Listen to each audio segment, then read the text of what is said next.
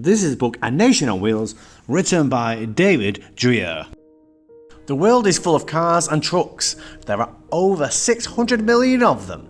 They are in even the smallest town in the smallest country. There are over 200 million cars and trucks just in the United States. Most of these vehicles are automobiles. We are a nation moving on wheels. People have always needed to travel. At first, people walked everywhere, even long distances. Then they tamed animals to ride and taught some to pull wagons. Horses, camels, and even elephants helped people make trips and carry things. Imagine riding to school on an elephant! Using animals was better than walking, but it was still slow. Inventors tried to build a machine with wheels to carry people faster. They thought of building an engine to run it. They tried running engines with steam or with electricity, but neither engine worked well enough. In the late 1880s, people made engines that could run on gasoline or gas. These engines were small but powerful. They could travel faster and go further. Today, most cars use gas engines.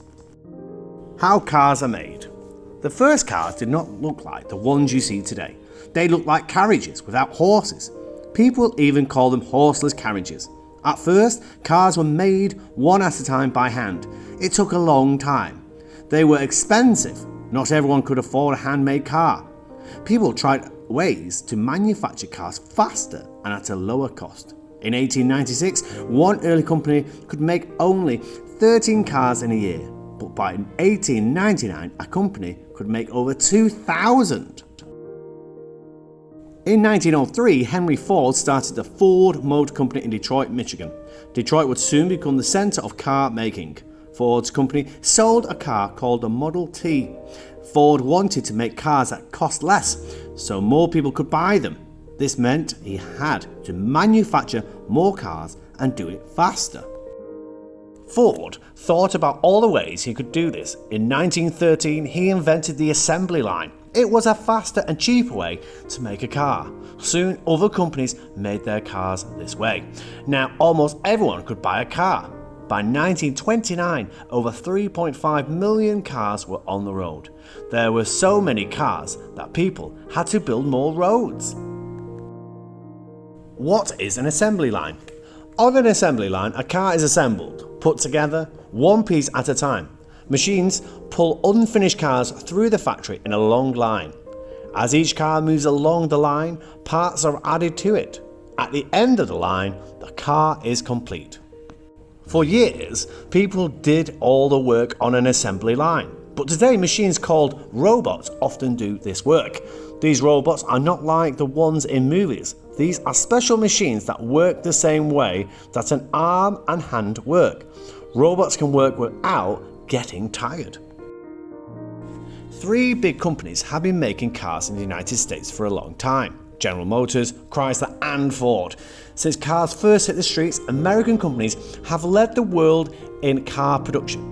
In the 1960s and 70s, a Japanese company named Toyota began offering cars that were built to last longer and break down less often than most American-made cars.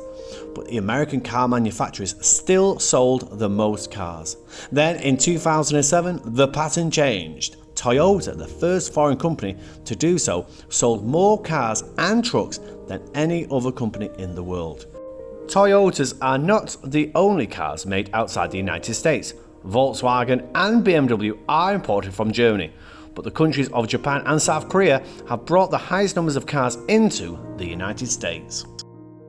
Problems caused by the automobile. Automobiles are helpful, but they can also cause serious problems for people. Exhaust, burning gases from a car's tailpipe, gets in the air.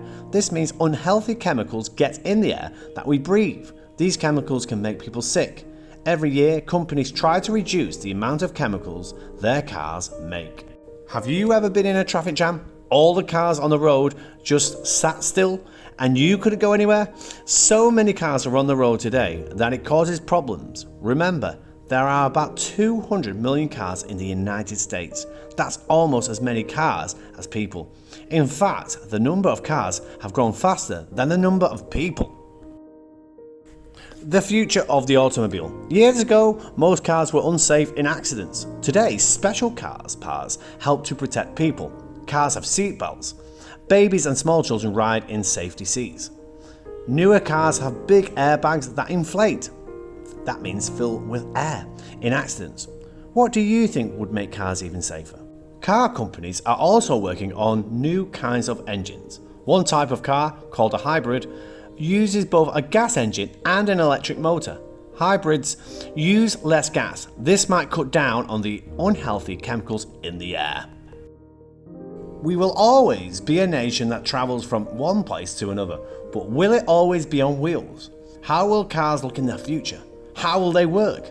Perhaps your ideas will shape the future. That was the book A Nation on Wheels, written by David Dreyer.